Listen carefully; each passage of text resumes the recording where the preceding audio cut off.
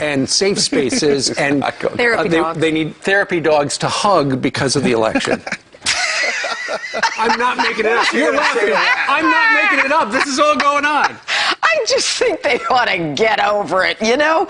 The idea of safe spaces and therapy dogs and crayons and delaying, exams. I mean, just get a life, get a job, get over it. He's the president. We voted for him. This is a democracy. You're anarchist. It's over. Enough. They need to be arrested. They damage property. Yep. They destroy businesses. They interfere with traffic. They have to be prosecuted. That's it. It's over. It's done.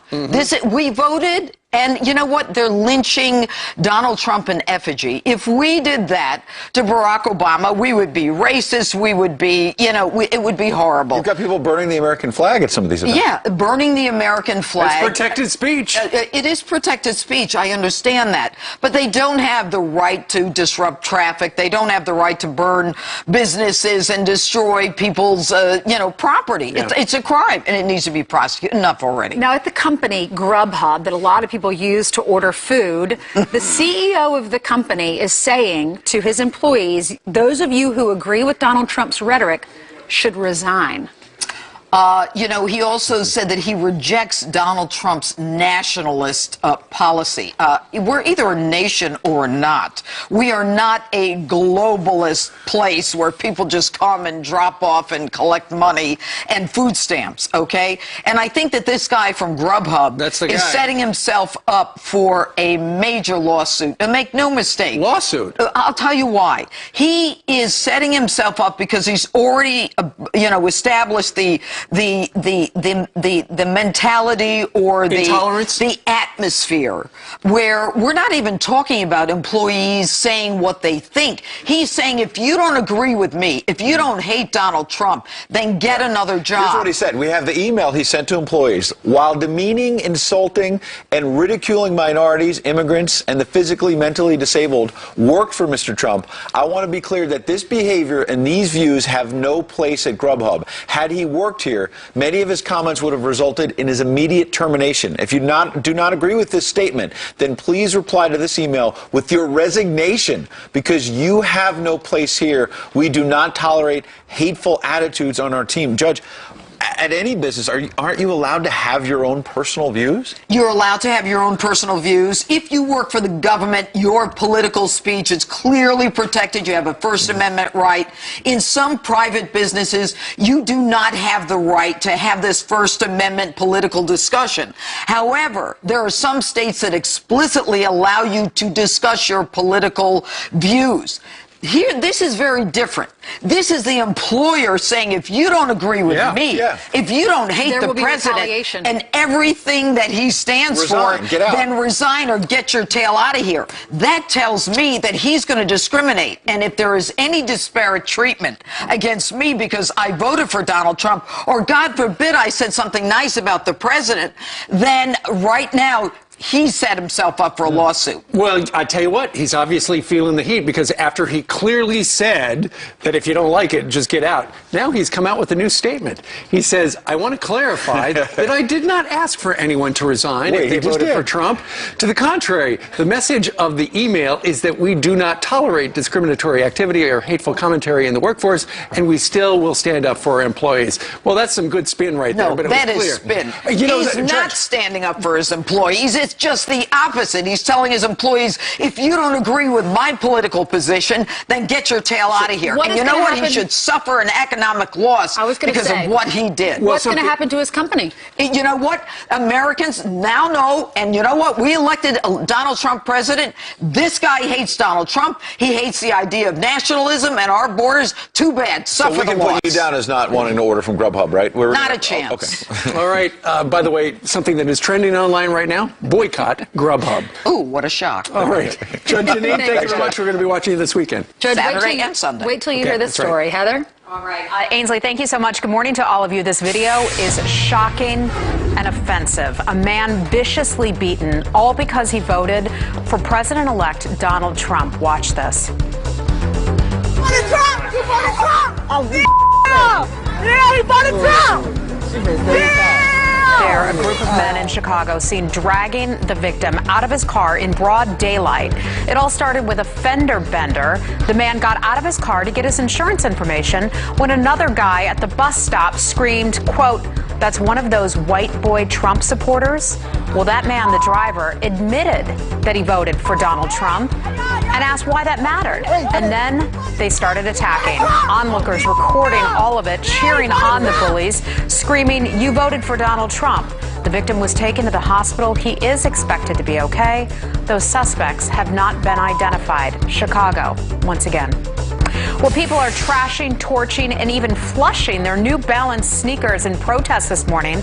This after the head of the company voiced his support for Donald Trump. A spokesman telling the Wall Street Journal that they back Mr. Trump because they're confident he'll move our country in the right direction. That shoe brand has been at odds with the Obama administration over the Trans-Pacific Trade Partnership, saying the trade deal will kill that company's attempts to make a shoe with 100% American parts. We've had him on our show as well. So how is this for fair and balanced? A journalist for the UK's The Telegraph newspaper calling for the assassination of Donald Trump, Manisha Raish, tweeting about this, saying, quote, "It's about time for a presidential assassination." Well, just moments after Mr. Trump's historic victory, she tweeted this, and she was instantly criticized, with users calling on the feds to investigate that threatening tweet. But once it went viral, her account mysteriously vanished. That page doesn't exist. You can see it right there. And those are your headlines.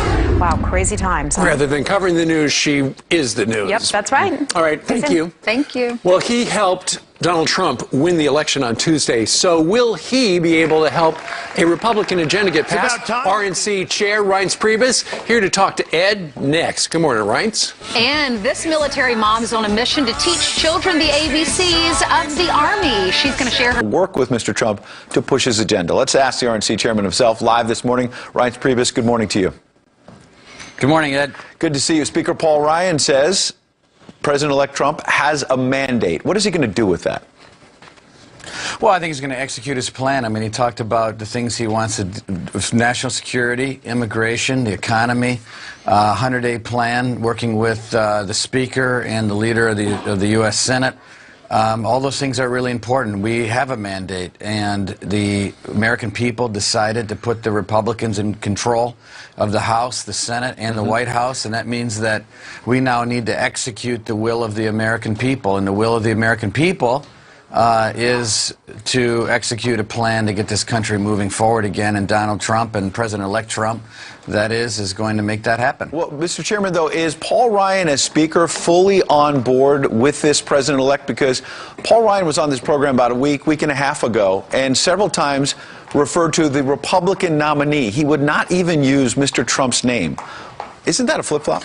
Well, I think if you look over the last several days, he has, and by the way, he is 100% on board. Donald Trump is going to be the president, and he has a mandate, quite frankly, that our country hasn't seen since Ronald Reagan across the entire Midwest. And so the plan is going to get executed, and I think the American people should be encouraged by what President-elect Trump has said, both on Wednesday morning and what he's done yesterday. Yeah. He and the president had a fantastic meeting. They genuinely got along. It was real.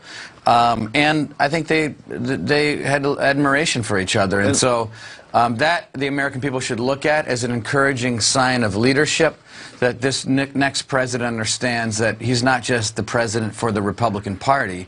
He's the president for every American, Democrat, Independent, everyone in between. When you say that about how he's the president for all the people, what do you think about these protests around the country, some of which are now becoming riots? Yeah, I just say, you know, I hope people just have an open mind and kind of just judge President-elect Trump by what is really happening, which is a person who's trying to bring people together, a person who sat down with the president yesterday for an hour and a half, a person who didn't brag, took out all the campaign-type rhetoric out of his acceptance speech and said, it's time to come together. I don't care what your gender is, what your religion is, what your race is. I want to make you proud of the job that I'm doing. That's what Donald Trump is saying. And so I would just tell everyone, today's Veterans Day. We have a lot to be grateful for. We're in the greatest country on the face of the earth. Let's be a team together take the weekend, and we will govern for everybody. And Mr. Chairman, it sounds like you are a foot soldier in that cause. You want to get behind this agenda. Are you going to be the next White House Chief of Staff? I honestly, Ed, I'm telling you, I don't. Number one, that's not my job. Number two, I don't have any updates for you on transition. I'm sitting here at the RNC, and it's a great job, and that's the one I'm doing. But if the president-elect calls you, I got to pin you down. If the president-elect asks you to be the White House Chief of Staff, yes or no? It's not something that I'm talking about right now, Ed. I mean, I know you're trying to pin me down. Well, the but door's open. It's one of these places. Yeah, listen. The president, the next president is going to be a great president, and I just hope everyone out there understands that he has a mandate. He has talked about bringing everyone together. He will be that person. I think he will be transformational, and I was just happy to be a small part of it. Well, good. We appreciate you being here this morning, and good luck in whatever you do in the road ahead. Thank you, Ed. Mr. Chairman, thank you. Coming up, a military mom is on a mission to teach children the ABCs of the Army. You're going to want to get this book for your kids. Ainsley